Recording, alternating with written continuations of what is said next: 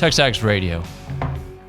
Go ahead, Billy. All you want to do is tear me down, and I'm just going to keep fighting back. You down? How is that tearing? Seth, were we Every tearing him time down? It was it sounded like a challenge, one that needs to be videotaped and put on TexAgs. And you know how I feel. Let's find quarterback Nick Savage versus you. I think Nick Savage was. But I've been asking for 2.5 years for let's have more than just one event. Let's do it all. Let's do pull-ups. Let's do what is this? The presidential swim? Is this the presidential physical fitness test? Exactly. Because you guys try to tear me down, and who has a school record at Sugar Mill 40 years later? I don't think Sugar it's Mill still Elementary. I bet you somebody's come. That sounds like I cheated a lot of reps there, little half reps. I absolutely cheated. Like 80 something in a minute. Then I think the next closest had like 30 something. So yeah, we probably cheated the system somehow there. Yeah. I just simple fact. You guys were talking about running routes and covering each other, and I said that you wouldn't hold a prayer against. But you don't know. You've never seen me run. I have offered to be the quarterback. Okay. I will throw. If you get open, I will hit you. By the way, I saw him run here the 3 steps. He's pretty fast. Yeah, he's little. He's like a but nymph. I'm knocking him on his ass. He's not getting up. He's like a little nymph. Like a little, like fishing fly. Like he's just. I will probably get a PI thrown on me. Hey, who are we talking about? Hey guys. Nick Savage wouldn't public destroy intoxication. me. You're not in jeopardy of that. Trust me. Not anymore. Hey, buddy. Steve, maybe in late '90s, he's a prime target for a PI. Allegedly. Gentlemen, Steve, you probably didn't make it through your recruiting visit without a PI. No, I did not. Dankliffs, Robert Dankliffs. You did get one. I did. Oh, not a PI, not an MIP. That's what I got. That's what I got. All right. Anyway, can we get the football? Let's do it. So it's game week. He walked Even in. Steve's in a uniform this week. Got his Aggie shirt on. We always start off with the state of the team. So you told me you feel good. Do you feel pretty good heading into this one? I feel good. I feel a little uneasy. Okay. Just because of the way the offense has been inconsistent in the second half. I'm a little uneasy about that. First half, second half. What? The last 2 weeks, bad first half. Yeah. They just hadn't put two good halves together. So that's the only thing I'm a little uneasy about. Defense, man, I don't know. It's hard to knock anything they've done the last few weeks. They've been so formidable. Just aggressive.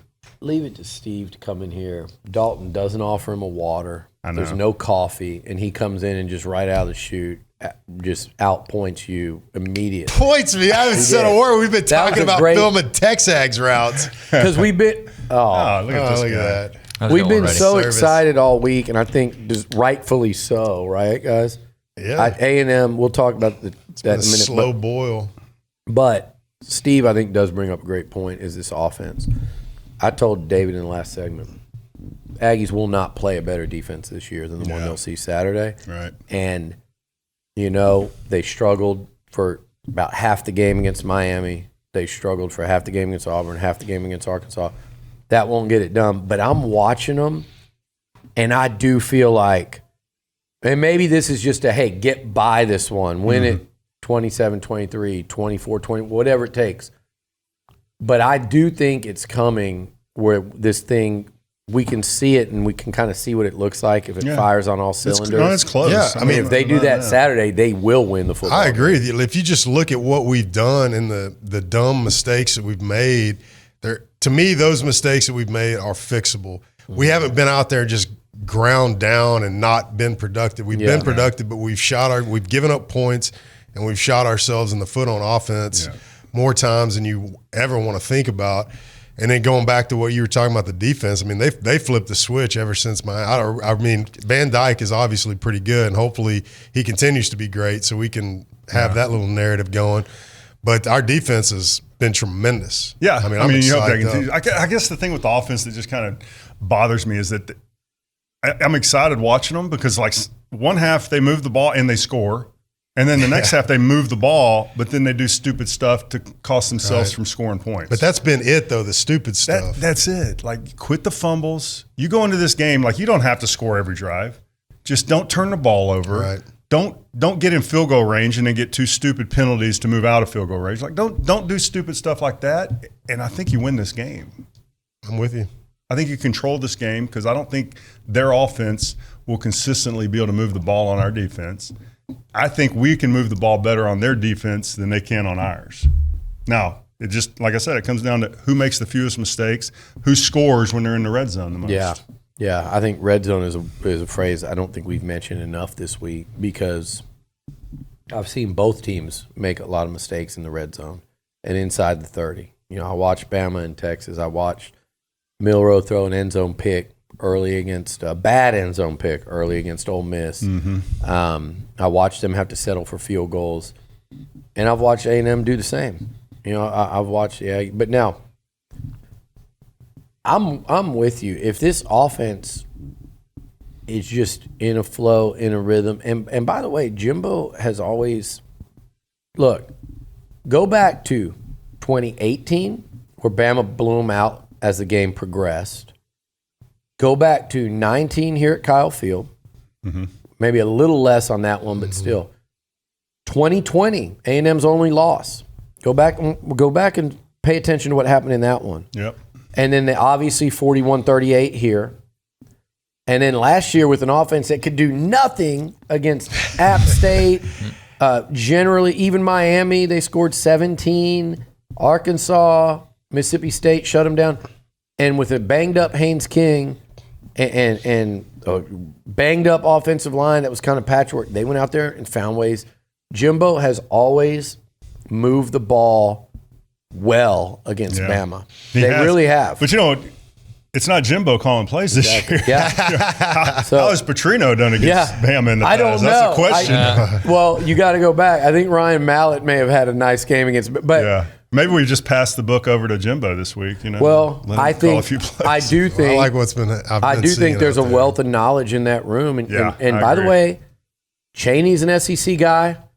He was recently at Tennessee with Jeremy Pruitt, where they play Alabama and Nick Saban every year.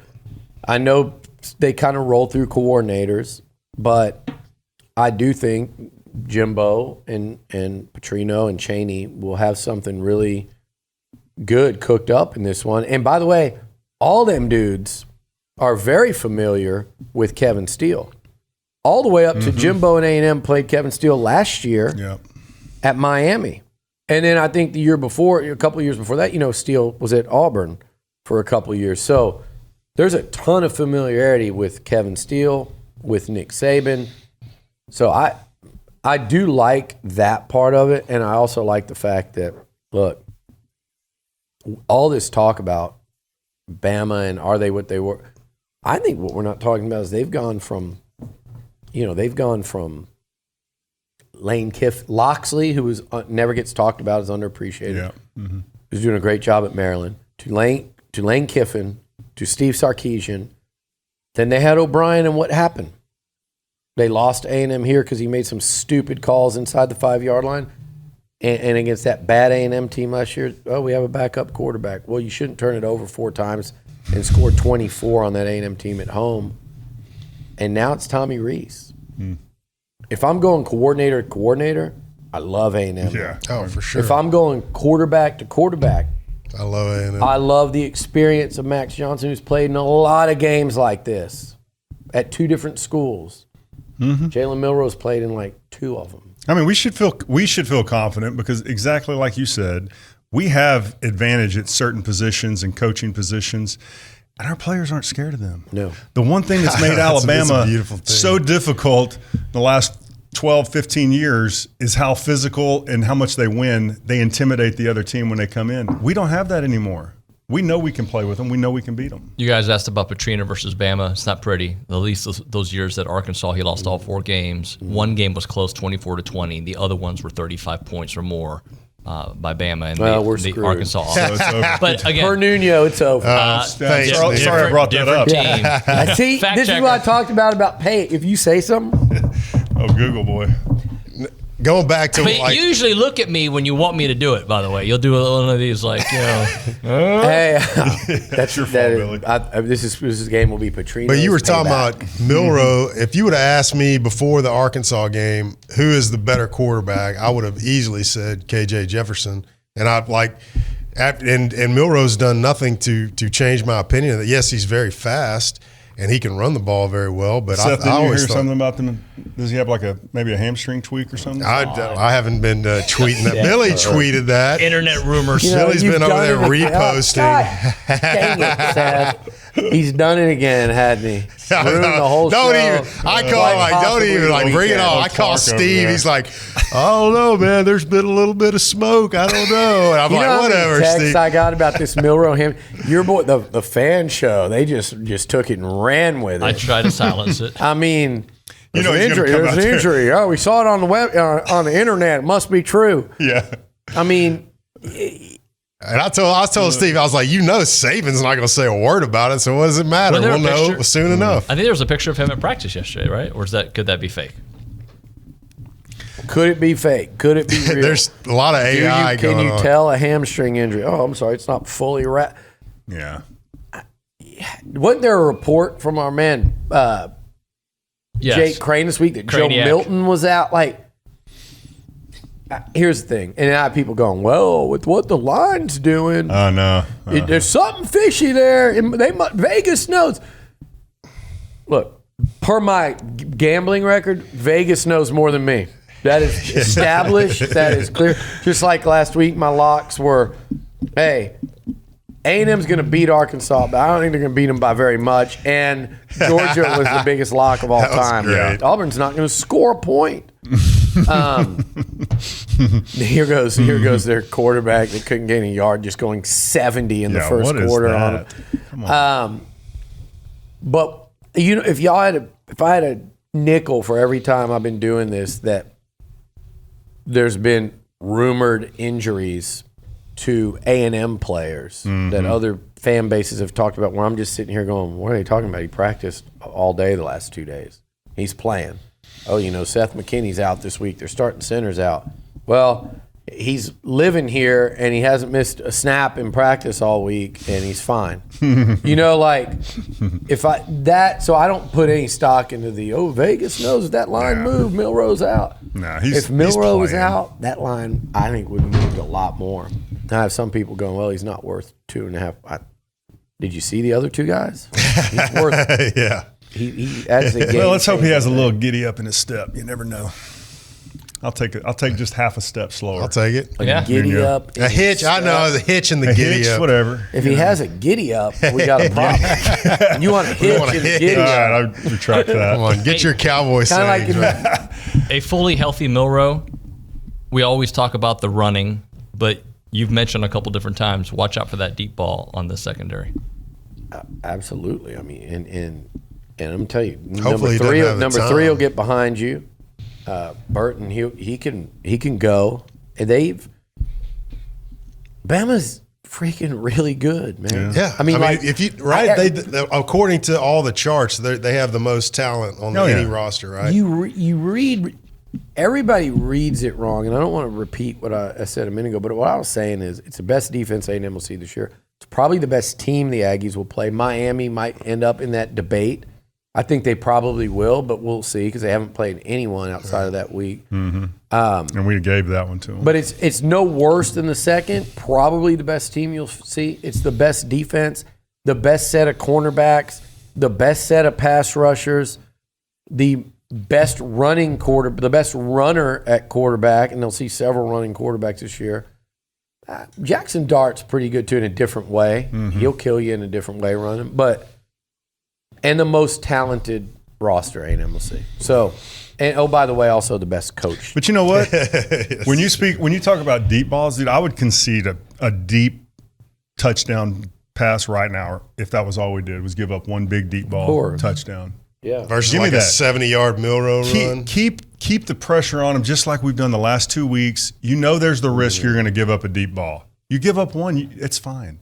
If you put that kind of pressure on him all day long, I promise you it's going to pay off positive for us. So yeah, I'll say this: be aggressive. If you're right, you might have as many yards lost in sacks as that one deep ball. You're going to get beat if you're being aggressive. It's going to happen. But it's been great, though. It can't happen 3 times. Our results have been great, and I think that with our defensive backfield, that's what we've had to do. We've had to pressure quarterbacks, and it's just a weakness back there, but it's been working. Yeah, if we can continue that, then I'm good with it too. I expect Durkin to get after him. Number one, the last 2 weeks, but also go back to last year. and how did they approach it? That's true. They were that was. But sometimes coaches outsmart themselves. And they're like, oh, yeah, we did this last year, so this year let's rush 3 and drop 8. Confuse them. We'll trick them. They'll be practicing for this. I hope they rush 3 and drop 8 a small handful of times on key downs to make him think one thing and then see another after the snap. I do hope Durkin plays games with him, but we did that against Arkansas in the first quarter. That worked out great. We gave up like 4 third and 20s. But they also brought 3 a couple times later and got to him. I don't mind it. I don't mind it at all. But I think just be careful when you use it. Yeah, sprinkle that in. Don't do it on 4th and 16 like Duke did. That was devastating. Bottom line is Durkin needs to be, and I fully expect him to be, really aggressive. You have to make a quarterback, even like Steve said, even if he can get out and beat you, you have to make him uncomfortable, because if he's comfortable, I got news for you. He's still going to run and get his yards. And it'll happen even more if he gets to just sit back there and you got a bunch of defenders that have been running around for 3 seconds and get 4 or 5 seconds and get tired. He'll still kill you. Yeah. So you may as well come after him. And, I do expect Bama to hit some crease plays, and you just want to limit them. And like Steve said, play in the red zone. I like this matchup for A&M for a lot of reasons. Yeah. I do. I think this is the first time that A&M has played Alabama since they joined the SEC, where I think it is level talent-wise. A&M had the best player in 2012, and they had the most heart and passion for it. But there were guys still on that field that would never touch the field against Alabama. There were a lot of them. Credit that team, those players, those coaches. They were the better team that day and probably that season. This is the first time. 2013 certainly wasn't it, with that lack of talent they had on defense at A&M. 2020 or 2021 when A&M beat Bama, A&M could match them kind of playmaker-wise, and that's how they won. A-Chain and Nias, but this year is the first year. I really believe it's the first year that you're playing them level. They have, playing them straight up. I agree. In my opinion, a true weakness at your most important position, which is quarterback. I'm not saying he's the worst quarterback we're going to see all year. Seth is giving bulletin board material. Yeah, I'm sure. Who's this guy? McKinney, some former Sooner. McNeese State game. I care. No, Saban's going to be like, this guy played for me. So one of my former players thinks of you. All right, we got to hit a break here. TexAgs Tailgate. Sorry? Do we? I mean, got to pay some bills, man. We got to pay bills, buddy. And the TexAgs Tailgate is going to be a party, 11:30 to 2 o'clock. Somebody's got to pay my salary for coming up here. Free drinks, liquor, and beer. Recently added some Bloody Marys to the menu. Smoked Daddy's Barbecue will be serving food. And apparently, Billy's going to love this. This, according to Kennedy, Kevin, Broniger's playlist is going to be playing. Nice. Oh, goodness gracious. I'm in. Hey, as Steve and Seth know very well, you give that guy an inch, a mile is the least of what he's going to We need to play like a guessing game on his playlist. It's going to be so bad. It'll be good, but it'll be like, what's the guy, like a lot of Little John and like the what? Yeah, it'll be like that. It'll feel like just a cheap wedding you're at, like when some guy rolls in as a DJ and he's like this and like.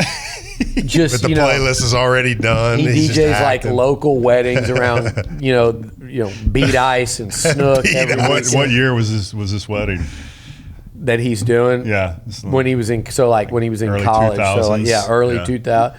So the Yin Yang. There'll be a lot of Yin Yang twins. Yeah, I guarantee you.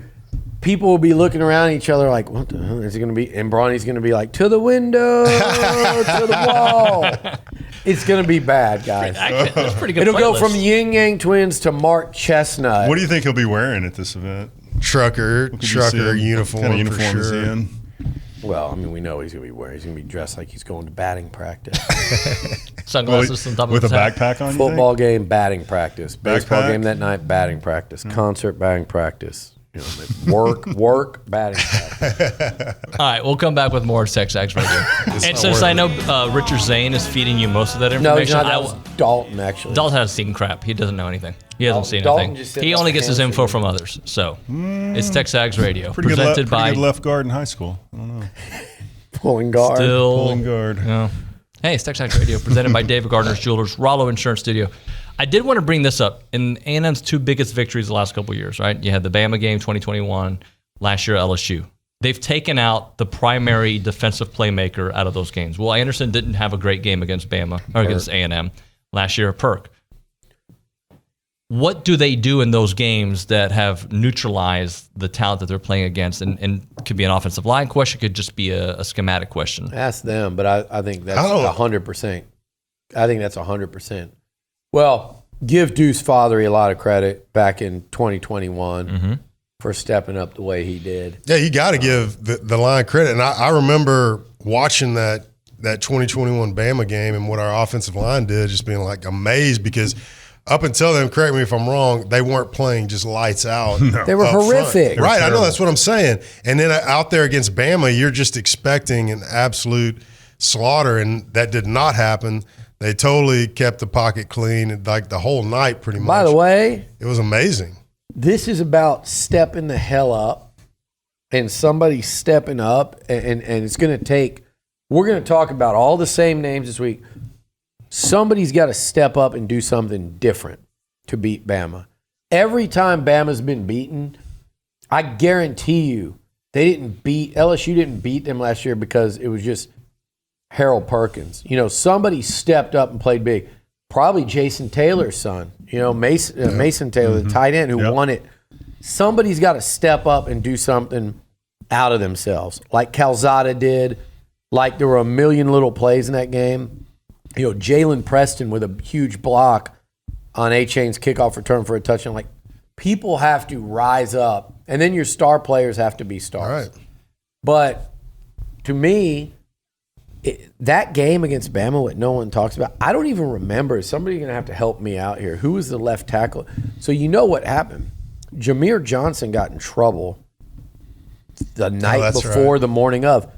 They played that game without their starting left. It was Kenyon Green had to play left tackle. Your first round guard had to move to left tackle. Blake Traynor, who was rarely ever used and didn't play football again after that season, I believe. I don't think he was on the team last year.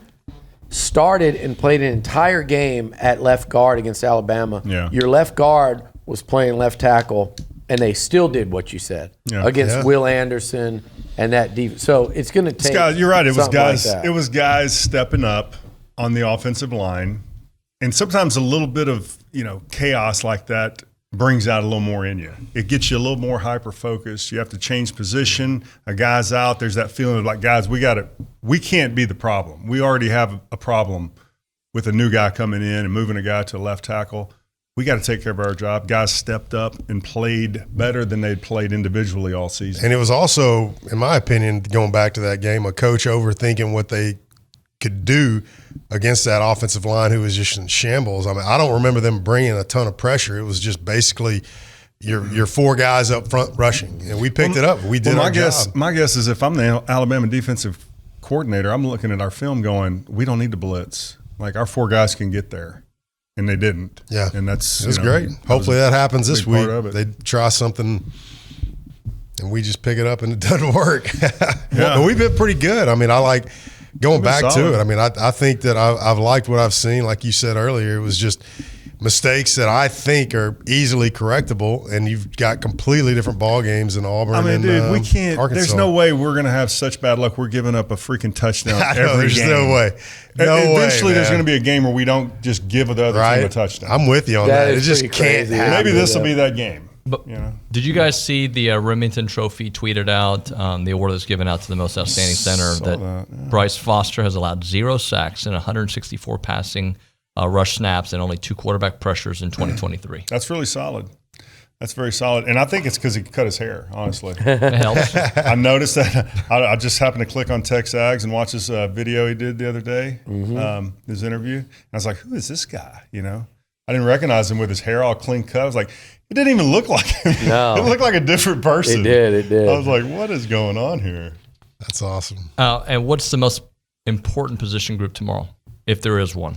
To me, I mean, I think we're just talking about them right now. I think that you've seen what our D-line can do, and we know kind of about our secondary. But if our offensive line comes out and plays like they're capable of playing and cuts out mental errors and is able to react to what Alabama's bringing, I think that they're going to end up being the most important group out there on Saturday. I mean, they've got just like Billy said, they got a great defensive line. Dallas Turner's over there. I mean, I'm like licking his chops, so it would seem. Yeah, so I Dallas think that Turner's something.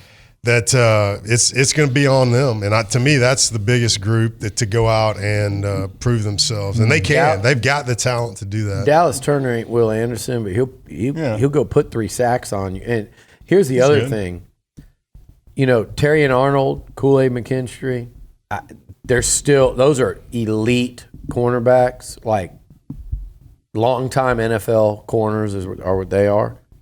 I think the other position group that has to rise up, if I'm picking one on each side of the ball, like the Aggie wide receivers have got to go make plays Saturday, tomorrow. They've got to go make big plays over the top, and like they did last year against Bama, and let that defense know, like, we're not scared to challenge you. Max Johnson can throw a beautiful deep ball, and we can go get it.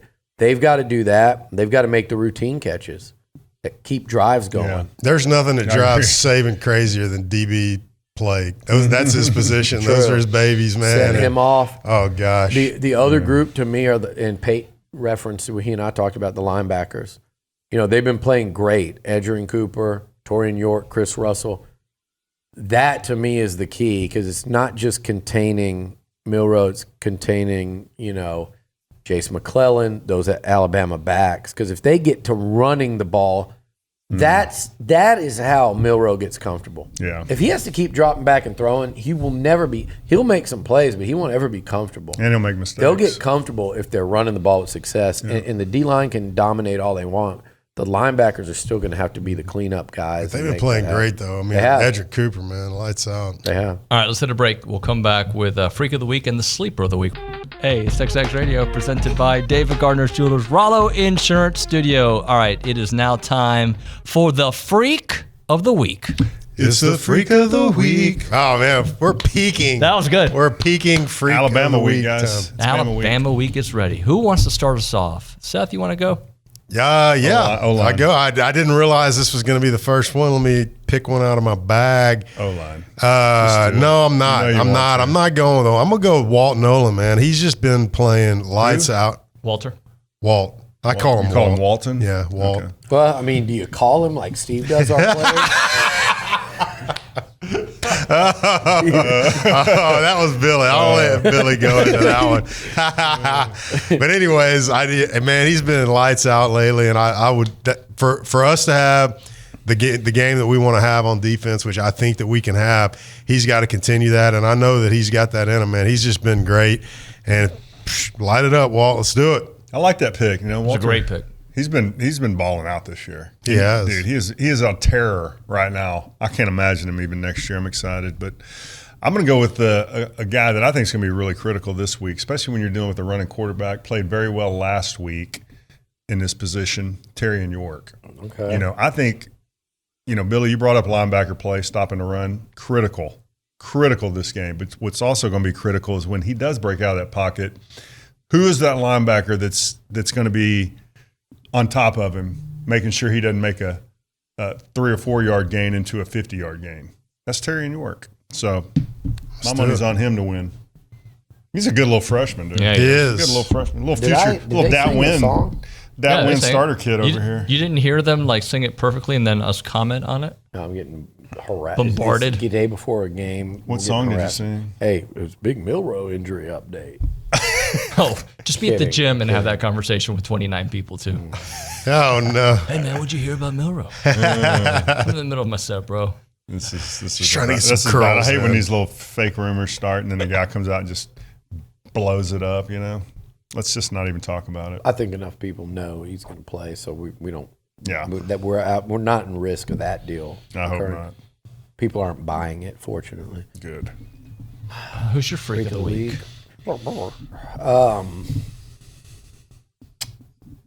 I'm going to go with Le'Veon Moss. Love what he's been doing. I love what he's been doing running the football the last 2 weeks. And they need him to have a good game. They need him to have some good runs. He's got a little dog in him. He does. I like that. He does. I think, and he can kind of do a little bit of everything. I like the way he runs between the tackles. I like he kind of pinballs off of guys a little bit. He spins. He gets out his in the legs open. moving. I'd like to see him pop one this week because I think he's got a lot more speed too than people. We haven't think. seen that from anybody this year. He might house call. What if maybe they throw in Reuben Owens in there, the true freshman, house call. Le'Veon. Boom, there goes Reuben Owens, the true freshman from El Campo, Texas. I'll take it. I'd take CBS moment, college football. His dad sitting there, proudest guy in the stadium. House call, Reuben Owens. Mine's Le'Veon Moss this week. Okay. I'm going to go with one on defense too, if you guys will oblige. Oh, of course. I gotta go with kind of along Seth's line. I gotta go with Shamar Turner. Okay. He's been an absolute He has. It's monster. been great. Yeah, that dude's good. I'll go with him. All right, we've got a family here, by the way, watching the fan show. A TexAgs. It's not the fan show. Oh, That's sorry, the AKA TexAgs. Yeah. Fear Factor. Sorry, not that show, whatever we're called. AKA The final Fear countdown. Factor. What happened? She soccer injury. She wants to be a broadcast journalist. She's nice. in town from Tennessee. Oh, awesome. So they're checking us out. The Thanks, Todd y'all, family. Thank y'all for coming by. right. Which family you said that? The Todd family. Todds. Sleeper of the week time. So is that the Todd father? It's the Todd mother. Sleeper of the week time, presented by the Sleep Station. Go see Jared McLeod and ask about the Tempur-Pedic mattress and the Purple mattress in the Specs parking lot at Texas and Harvey, in front of Lowe's and William D. Fish on Highway 6. Website is thesleepstation.com. Steve, you go first. Who is the sleeper of the week? Man, my sleeper is going to be Billy. Will love this pick because he's a big fan of this guy. A guy that was really, really flashing early in the season. It's kind of tailed off. I mean, I think this is going to be his comeback game. We're going to see him make some big plays. Noah Thomas. Yeah. Yes. Look at the shirt. Represent. Who's that? We got Nuno over here, CC fanboying out over him. So I'm going to throw him a little love and say, Noah, come see us again, bud. We miss you. You look good that first. The water's warm. First game, and That's creepy. You know, he really does that in his hot tub. Hey, come on in. The water's warm. Yeah. Get out of the pool. Get in here in the hot tub with me. And then we all end up in there singing 90s. You have alt-rock. that video of like him and Evan 3 Men in a Tub. Peroni. Me, him, and Lonnie want to turn that into like a YouTube show. 3 Men in a Tub. You just sit there in the hot tub and sing 90s. That could be a hit. Rock. That sounds Go Little Talk John. sports. That sounds so bad. I'm going to go with, he hasn't been like sleeping and he needs to wake up, but I'm going to go with Bryce Anderson because I think that. You just think he can make some plays. I think he's going to make some plays. I mean, I don't know what make you think that. He's only made plays every game this year. Okay, man, I'm sorry. Never mind. Forget Quite it. the sleeper. I wasn't saying it. Sleeper. Take the L. It's not a sleeper. He's not a sleeper. Like I was digging to find somebody on defense that hadn't just been lights out. But I mean, I'm looking at Bryce and I'm like, it's going to be an important position, just like you said about Torian York and Milroe. It's going to be him too and Milroe and their running backs. That He's just a baller, man. He is. Bryce. Yes, he's just one of those dudes. He's just a football dude, man. I will say with Seth, I do think this is a game with Milroe throwing, and he's made some ill-advised throws. I do think this is a game where somebody like Bryce, he did get his hand on a football last week, led to a pick six. Maybe get, I believe, am I right, his first career interception this Saturday. I don't think he's had one yet. I don't think so. Could see him getting his first career pick, which would There you go. shift the pendulum back your way. Wake up, get a pick. I think my sleeper of the week. You know what? I'm gonna go off the grid a little bit here. Okay. I've just been noticing him a little more. I don't know how many flashy plays he's made yet, if any. Maybe a big third down stop late against Auburn. I'm gonna go with Malik Silla. A&M's had that pass rush. That would be a sleeper. I love the way they change it up, and they go from size and power. Shamar Turner, sometimes Shamar Stewart. I'm going to go Malik Silla / LT Overton. They haven't LT was around the ball, I thought, a lot last week. He had 8 tackles. I don't think he got credited with any sacks, but you'd always see him kind of like, if that guy didn't get him, he would have. I'm going to go Overton Silla with a couple sacks between them. Could I interest anybody in Fidel Diggs making an appearance? He wouldn't be a sleeper. Yeah, I think he's been playing pretty high level. I don't know what kind of appearance he would make. Well, sack appearance. How about a sack appearance? Has he not gotten one? Well, wasn't he like the terror in Alabama last year? He was. That's my point. Yeah. Let's go, baby. Let's run it back. Nuno, I think what you did is you've been asleep, and you should have used him as your freak of the week if you had one. I think that would be a great freak of the week. 0 sacks on the year. Okay. I think that would be. I'm more That's meaning, a sleeper. I think. Thank no, you. it's not. All this hate. All this sleeper pick hates. Yes. Damn it. He has played really well these last couple I'm not saying he's not playing well. I think you should have picked him as your freak of the week. I don't get the pick. It's you guys. I'm Ernie Johnson. I set you guys up. Oh, there we go. Very underrated. I like that. And Billy, I know who Billy is. Shaq. You're Shaq over there. I feel like I'd be more Barkley. You're Shaq. First of all, you're sitting in the I Shaq. know I am. Who's Kenny? I guess Steve's Kenny. Yeah, you are. Ridiculous. Kenny Houston. Kenny Smith. Kenny the Jet Smith? From Houston. That sounds like some Barkley would say, actually. Let's hit a break. We'll come back with we got pick 6. 2 Barkleys over here. No. All right, whatever. We'll come back. It's TexAgs Radio presented by David Gardner's Jewelers. The folks at Bryan Broadcasting know how to pick a song. Little John for you. That was for warmed you. up for Bronny. Yeah. Get your mind right. All right, so it's time to do pick 6, and we all suck, for the record. Oh, man. Who's winning right now? Rocco's dominant. You're in second place. You're only 2 games back. Dude. Rocco 17-13.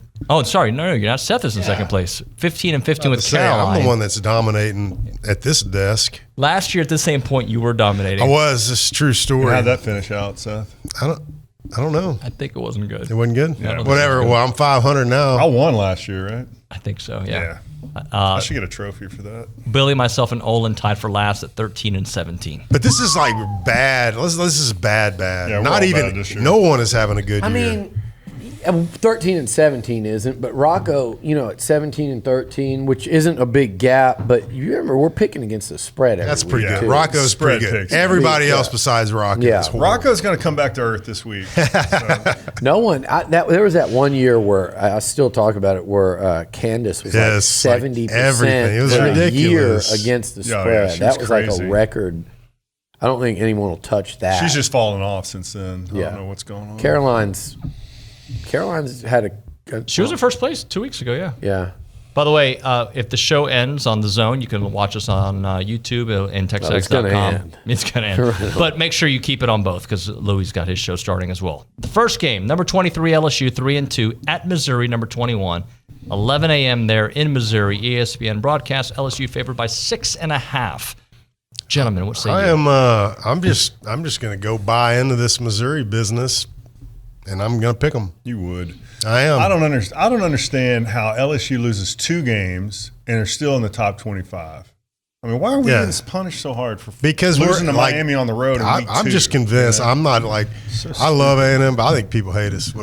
Whatever. It's the AP. They're a bunch of idiots. I'm going to go LSU to bounce back. Okay. I don't see them going 3-3. I think they got enough pride, enough athletes in that locker room to recover. Although I like Missouri, but they hadn't played anybody like LSU. I'm going to go LSU to bounce back too. I've waffled all week on this, but I'm going to go LSU to bounce back 45-42. So close. Missouri cover. I'm picking Missouri. I think LSU wins that game. Missouri cover. Who the hell is 45-42. He that? waved at you like That he is knew you. a lot of LSU's defense is Being told awful. I cussed too much on there, and I just said HE. Is that a bad hockey word? stick. I don't think so. I don't know where the cutoff is anymore. All right, next game. Number 12, Oklahoma, 5-0 versus number 3, Texas, 5-0, 11 a.m. at the Cotton Bowl ABC broadcast. Texas favored by 6.5. So first off, I believe Texas is good, but I despise them, and this is the only hope that I have in life of them. And I am going to make an emotional pick, so you don't even have to stop. I'm picking OU to cover this. I like it. I'm actually going to pick OU as well. I mean, I think Texas is a good football team, but this is a rivalry week, and I know Billy's not real high on Oklahoma, but I think in the way they got beat last year, I feel like they show up with a little more something this year. do agree with that, and I hate it, and I'm not going to do this. I was going to do a fake horns up and then put it to a horns down, but I don't like doing either because I don't want to be caught on camera doing a horns up. I don't want to do the down because I hate that when A&M's not playing them. Yeah. I'm just going to talk. I'm going to keep my hands under the desk. I think that Texas is going to run roughshod over these guys from Norman. I think that Texas has better players. I think Texas has a better quarterback. I think Texas has a much better play caller. I've always thought Brent Venables is overrated defensively, and I think Steve Sarkisian's going to undress him in front of 100,000 in the whole world tomorrow morning like he did a year ago. And I think that Texas rolls this team, and Texas will get way too much credit for doing so. Yeah, no, that's a guarantee. I don't believe Oklahoma is that good. And I think this is a perfect Red River game for Texas because they missed Kansas's starting quarterback that could have made things really interesting. The Texas fans are like, we outgained them by this much and beat them by – that was a one-score game midway through the third quarter with some guy named Mr. Bean playing quarterback. They drew Wyoming's back up, and we either trailed 10-7 or we're in a tie game with them in the fourth quarter. That's crazy. They drew Baylor's back up, who was one of the worst quarterbacks I've ever seen in my life. They're going to draw, I guess, Tech's back up. It's unbelievable what's happening with them, but they did beat Bama on the road, and you have to give them credit for that. And they were clearly the better team that night. It wasn't controversial. They didn't get lucky.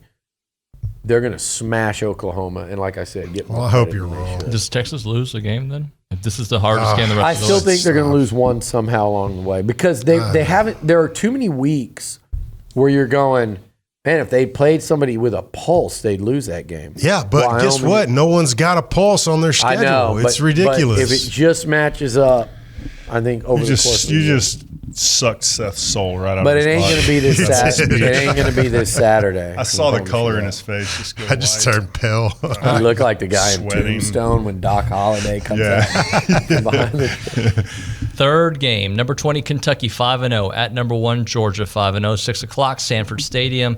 ABC broadcast, Georgia favored by 14.5. I don't know, man. That's Dude, first of all, I'm going to say Kentucky. I got Kentucky on this one. Georgia is not the Georgia we've all used to seeing. Kentucky looks like they can run the football. I don't want to give them too much credit, but they're a physical team. I don't think you see a repeat of what we saw 2 years ago when these two matched up in Georgia and Georgia ran them out of the building. It's a different team. Both of them are different teams. That's a big spread. I'm picking Kentucky as well. I don't think Kentucky will beat them, but I think the game. I'm not close. saying that. I'm saying that's enough point. I think they're going to cover that. If this game with was that at running Kentucky, game that they've got I would probably on. pick Kentucky to win the game outright. By the way, bye to everybody watching or listening on The Zone. Thanks so much. Keep it on YouTube. Billy, you get the last one. On this one. Yeah, sorry. on Kentucky and Georgia. Yes, sir. What's that line? 14.5. Same as last week. Pate went higher. I'm going lower. I like Kentucky to cover. I think with Carolina, I picked Kentucky to win the game. In Athens, they've gotten off to those slow starts. I do think they corrected. I think Leary, the quarterback thing's interesting because neither one of them have been that impressive. But I think at home, I'm gonna go with Georgia to win the game in that 7 to 11 point range. Yeah. I don't think. Seth, who'd you pick? I picked Kentucky to cover. Okay. Yeah, I do too. This will be the week Georgia beats them by like 40. Yeah, they could. But I wake picked up. Kentucky to cover, Georgia to win by a touchdown or so. Fourth game, Arkansas 2-3, 0-2 in the SEC at number 16 Ole Miss 4-1, 1-1 in the SEC. 6:30 Vaught Hemingway Stadium. SEC Network. Ole Miss favored by a big number, 11.5. I'm jumping on this. Ole Miss will cover that. You think this is the Arkansas is just giving up. Yep. And then, and Ole Miss is pretty good, and it's home, right? Mm-hmm. So, I'm going Ole Miss. I'm going to go Arkansas. I think they bounce back. What's his name? Pittman. He seemed like they were going to change some things up this week. So I think they got enough pride in that locker room recover from that loss. I agree with you. Steve loves Arkansas, man. Okay. Woo pig. Woo suey. Throttle alert. This is what I think. I hope that Arkansas can go in there and get back to. They scored 31 against BYU. They scored 34 against LSU. I hope they can get back out there and with Jefferson and Sanders and a heavy dose of pride, go out there and turn it into a shootout that Ole Miss can certainly play. I think at the Grove, in Oxford, I don't think they overlook Arkansas. I think Ole Miss just outscores them. And if Arkansas scores 34, I think Ole Miss still covers. Okay. I think Ole Miss covers this one. I think they blow Arkansas out. This could be the great Pittman pummeling, the Pittman purge. Like Arkansas fans, and they shouldn't, because he's done a really nice job for them, but he's always been given too much credit. He's not. What he's done deserves a ton of credit. They've given him too much credit into continuously trying to force feed us to say Arkansas is going to have this good year, picking them higher than they should. Our buddies over there, SEC Mike and Cousin Shane, always pumping up Sammy P. I think Pittman gets pummeled. I think their O-line's just too bad, and I think Ole Miss runs them out of there. Yep. I do. I think Arkansas is about to lose at least 5 in a row. I haven't looked at their schedule beyond Bama, but their next two are Ole Miss and Bama, and I think they're going to be riding a 5-game skid, and the people in Fayetteville are going to want to get rid of them. Yeah, I have Arkansas covering in this one. All right, 5th game, number 10 Notre Dame 5-1 at number 25 Louisville, who's undefeated at 5-0. 6:30 Cardinal Stadium, ABC broadcast. The Irish favored by 6.5. Yeah, I don't know much about Louisville, but I've seen Notre Dame play. I kind of like them, so I'm going to go with them to cover. What do you like about them? Their quarterback. What? I mean, dude. Is he out? That's right. Is he out? No, he's not out. Oh, okay. I'm just Wait, who am I thinking? No, actually, never mind. Is his hamstring hurt? Think of the Duke guy. I'm thinking of Riley Leonard. My bad. No, I'm in on Notre Dame. I just don't understand what the obsession is with Notre Dame. What are they averaging, like 16 points a game? I just think he's a pretty good quarterback. I'm not obsessed with him. I'm not obsessed with Notre Dame, and I don't even know anything about Louisville. I've watched 0 of them. I watched one game. You and I both, the same game. I'm like, I don't know who to pick. It's at Louisville. I thought, I don't think Notre Dame can beat anybody by more than like 3 points. So I'm gonna pick Louisville to cover. That's a good point, Steve. I think Notre Dame's gonna win. I've watched enough of them to even my one game of watching Louisville where I think Notre Dame looks like a better team. But it's at Louisville. It's Notre Dame, which takes up the environment. Teams like Louisville don't play. That's true. A bunch of home games against these type teams, and they get Clemson every couple of years. They get work for Duke. I think Louisville's up. I agree with Steve. I don't think they light anyone up offensively. At the Fighting Irish don't. I'm going Louisville to cover, Notre Dame to win by a field goal. All right, last game. I can't picture a 6-0 Louisville. I know, right? It feels weird to me. Number 11, Alabama, 4-1, 2-0 at Texas A&M, 4-1, 2-0 in the SEC, 2:30 at Kyle Field, CBS broadcast. By the way, this initially had it at 2.5. I adjusted it for our show. It's back to the 1.5. So, so we're going to stay with 2.5. No, we're going to go to the 1.5. It doesn't matter, Steve. So it's a pick 'em. It doesn't matter, Steve, because A&M is going to outright win this game. They're going to put it all together. I think our offense is going to quit making as many of the mistakes, and they're definitely not going to be giving up 6 points for free.